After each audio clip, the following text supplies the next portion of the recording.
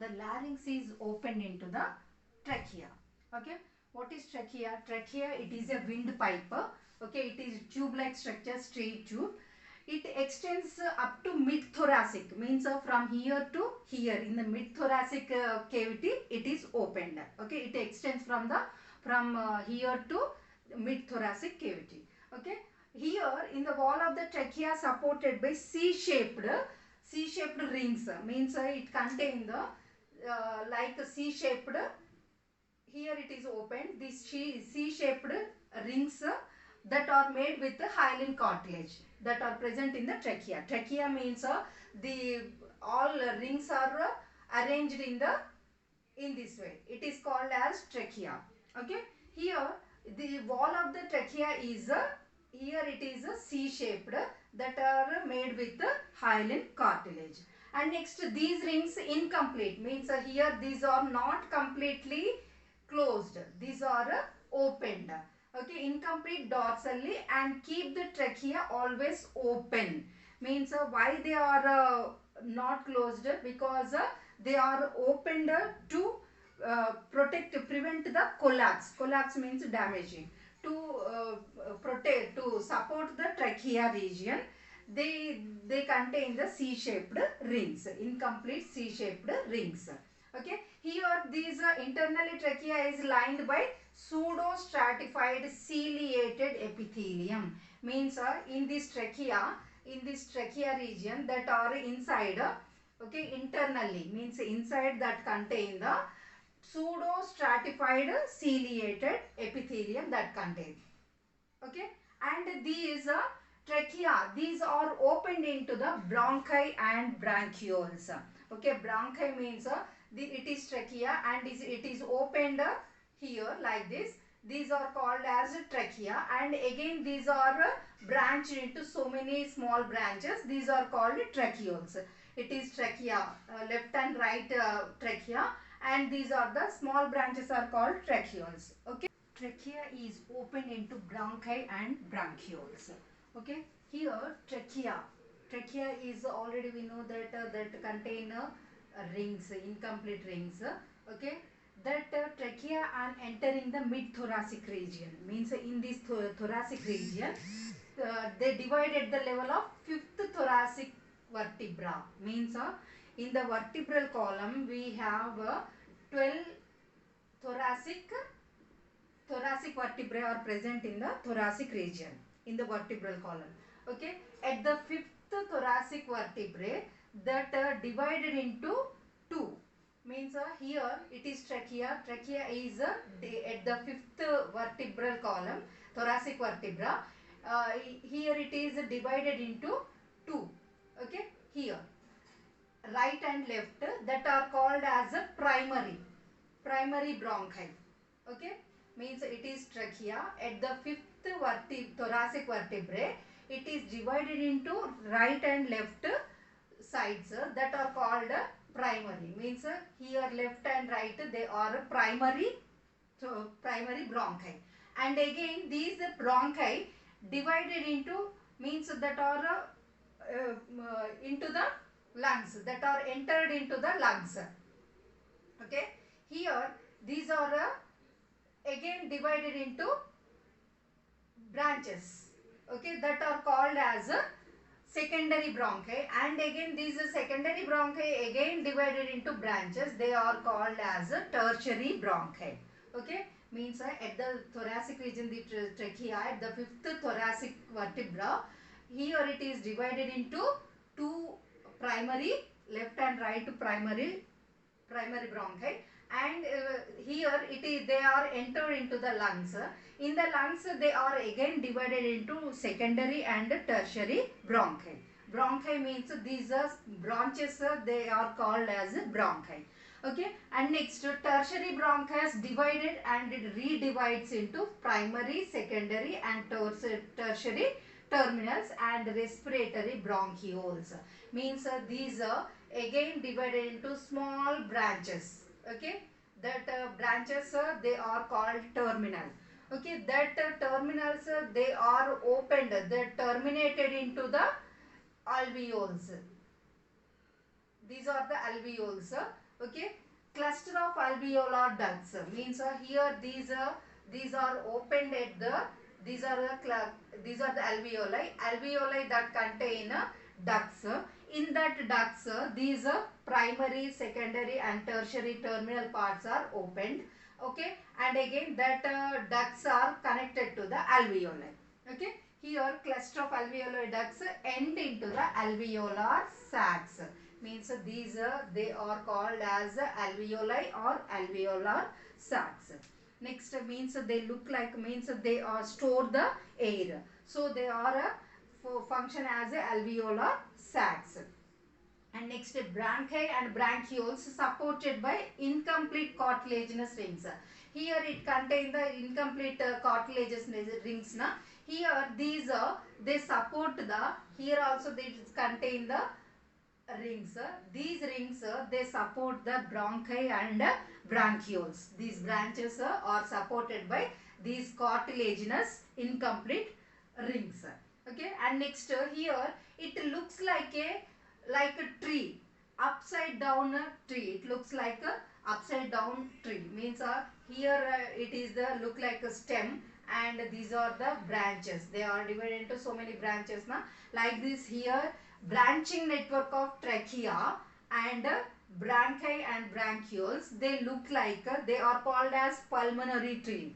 They look like a pulmonary tree. Means they are upside down tree like a structure we can see. Okay, that is called an upside down tree. That is the prime pulmonary tree.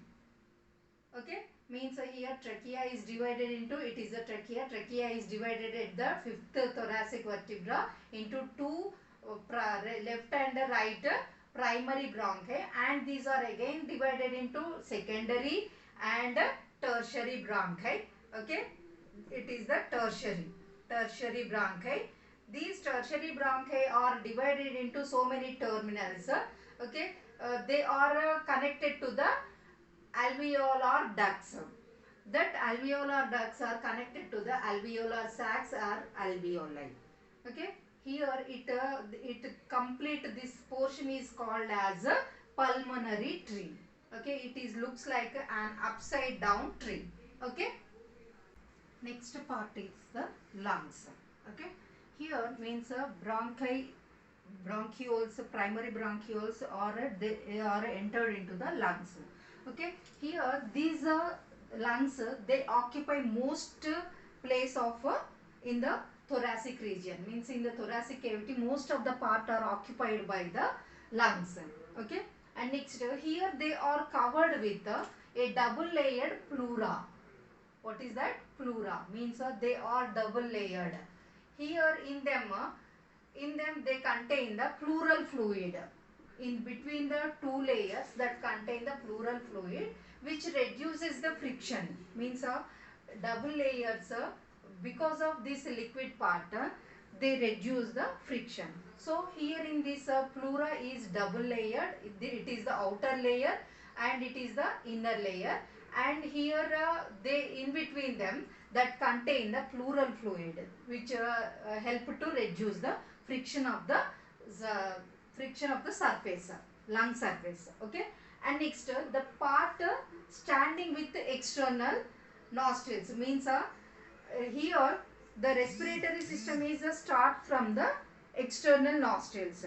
Okay, here the part starting with the external nostrils up to terminal bronchioles. Means here the external part, external terminals and next they are goes to the pharynx, larynx, and again they are entered into the trachea, and this trachea is divided into primary bronchi and they are entered into the lungs.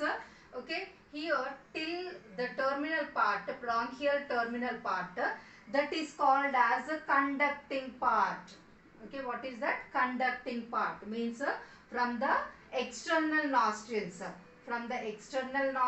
to till the end of terminal bronchioles, that part is called conducting part. Okay, means external nostrils that are opened into the nasal chamber, and again that are opened into the larynx, and next larynx is opened into the trachea. Trachea is divided into left and right primary bronchi, and that are divided into primary, secondary, tertiary bronchioles, and that bronchioles again divided into so many branches, terminals, till that part that is called as a conducting part. Okay, and next alveoli and their ducts. Alveoli that are air sacs that contain the small ducts. Here these alveoli and these ducts, they are called as respiratory or exchanging part. Okay, means in them, in the respiratory system, that contain the two main parts. What are they? Conducting part and exchange part. From nostrils to till the terminal bronchioles, there, that is called as conducting part, and the alveoli and their ducts, that is called as respiratory part or exchanging part. Okay, here first the conducting part, what they will do, they transport atmospheric pressure, means atmospheric air, means in the atmosphere that air is entered through the external nostrils only when we inhale the air.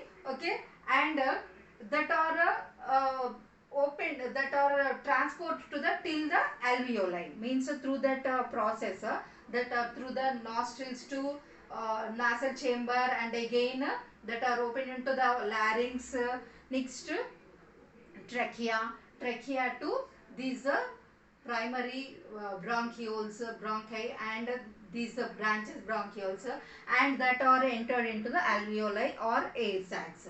This is means here the conducting part that transport the atmospheric